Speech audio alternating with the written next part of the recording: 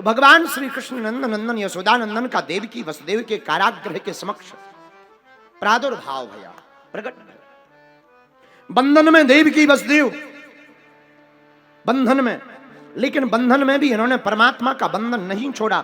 परमात्मा का बंधन नहीं छोड़ा तो परमात्मा चतुर्भुज रूप में कारागृह में ही प्रकट हो गए।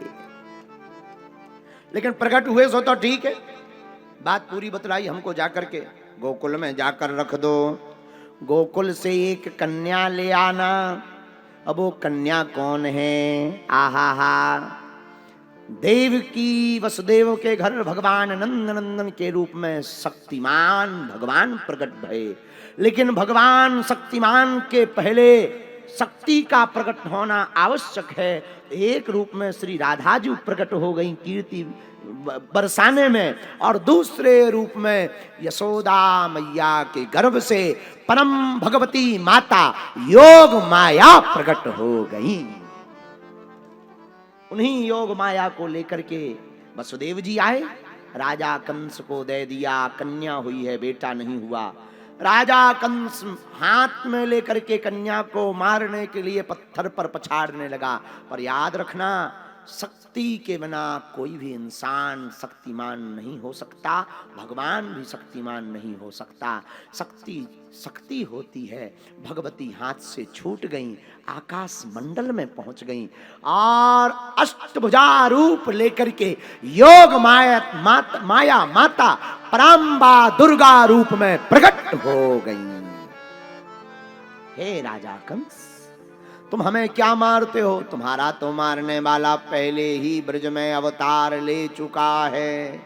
और यही अष्टभुजा रूपी योग माया की चर्चा आज हमने कथा में की। एक भगवती दुर्गा का नाम योग माया भी है, जो भगवान श्री कृष्ण की बहन है।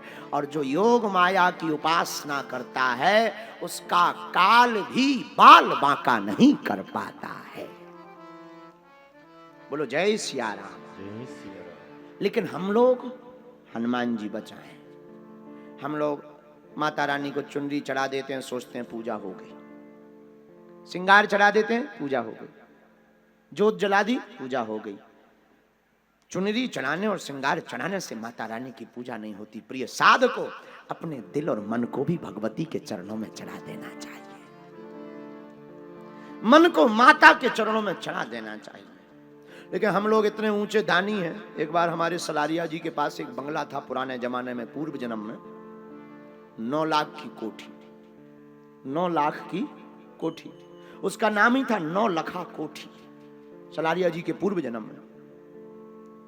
एक बार सलारिया जी पहले नाव से चलता था व्यापार, तो नाव से जा रहे थे, रास्ते में नाव डूबने लगी। नाव चलाने वाला बोला अब तो भगवान को याद करो। सब लोग याद कर रहे, हे हनुमान जी हमें क्षमा करो, राम जी क्षमा करो, जो भी पाप हो गए हो, तूफान आ गया, हम डूब जाएंगे, मर जाएंगे, बाल बच्चे छोटे। सलारिया जी भी हाथ जोड़ के बोले, हे माता वैष्णो माता, हमको बचा लो। 9 लाख की कोठी बेचकर जो भी रुपया आएगा उससे हम सत्कर्म कर देंगे। नाव में बैठे लोग चौंक गए। इतना बड़ा दान, उस जमाने में 9 लाख की कोठी के जलवा थे, इतना बड़ा दान। और सलारिया जी, इनने तो आज तक 9 रुपया का नहीं किया। पूर्व जन्म में, इस जन्म में तो कर रहे, अब भी समझ गए, अब भी समझ गए। उस जन्म में इन्होंने 1 रुपया का दान नहीं किया, 9 लाख का सीधा दान। लोग भी बहुत, और पठानकोट का आदमी साधारण तो होता नहीं है। हे माता रानी, 9 लाख की कोठी दई। भगवान की कृपा, नाव बच गई। 9 लाख की कोठी दई, नाव बच गई और इनकी जय जय हो गई। लोग पीछे पड़ गए। आपने कहा था 9 लाख की कोठी दान में देंगे, सत्कर्म करें, देव रोज लोग परेशान करें। इनका दिमाग खराब। पठानकोट का आदमी घाटा तो हो नहीं सकता। इन्होंने घोषणा की सलारिया जी ने, परसों हम अपनी कोठी बेचेंगे। लेने वाले बड़े बड़े सेठ साहूकार आए। कोठी इतनी नाम वाली हो गई थी, कौन नहीं खरीदना चाहेगा। लेने वाले बड़े बड़े लोग आए। इन्होंने कोठी के बाहर एक बड़ी बिल्ली बांधी, पंजाबी बिल्ली बांधी। लेने वाले बोले रेट बताओ। इन्होंने बिल्ली बांध कर कहा, सुनो सुनो सुनो, कोठी 1 रुपया की, बिल्ली 9 लाख की, और शर्त यह है दोनों को लेना पड़ेगा, तब मिलेगी।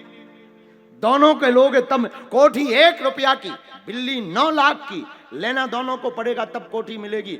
सेठ साहूकार ने कहा भाड़ में गया, हमें बिल्ली से क्या लेना देना। भाई एक जने बोले सलारिया जी ये बिल्ली किस काम की? अरे बोले वो तो शर्त है, बेच रहे, लेना पड़ेगा, खरीदो ना, खरीदो, जाओ घर जाओ। लोगों ने कहा नहीं नहीं खरीदना है। एक सेठ बोला 9 लाख 2 रुपया। सलारिया जी बोले लाओ। सलारिया जी बोले 2 किसके? बोले 2 रुपया कोठी के, 9 लाख बिल्ली के। बोले ले आओ। 2 रुपया आए, 9 लाख आए।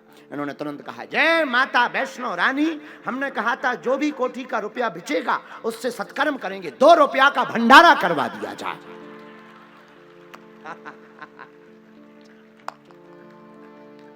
तो बता लो वचन भी पूरा हो गया, संकल्प भी पूरा हो गया, और लगे 9 लाख में इनने दूसरी बना दी रेड हाउस।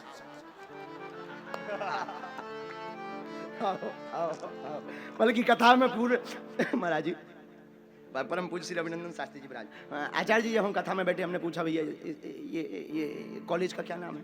बोले द व्हाइट हाउस। बोले द व्हाइट हाउस? नहीं व्हाइट मेडिकल कॉलेज। और महाराज जी हम जब से आए हमें केवल लाल ही लाल दिख रहा। मतलब हमने ये भी बता चुके ये तो गए नहीं हमारी बाथरूम में, वहां डब्बा भी लाल है।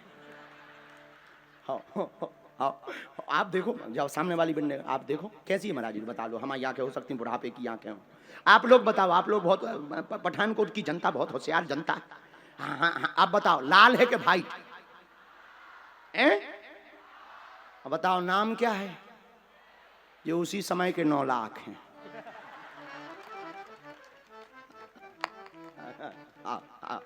बोलो श्री राम, जय राम।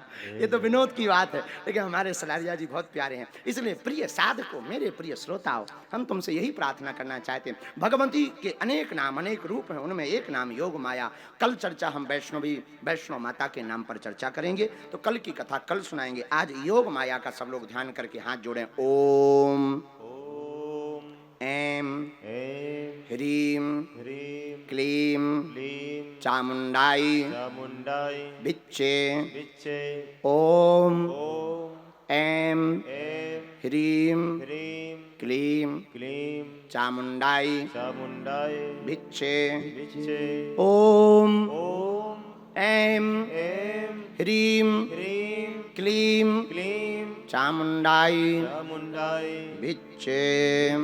सब लोग इस मंत्र का जाप करते रहें। देखो भाई, लेकिन एक बात बोले, पठानकोट में श्रद्धा बहुत महत्वपूर्ण है, और यहाँ आस्था का आज महाकुंभ लगा हुआ है।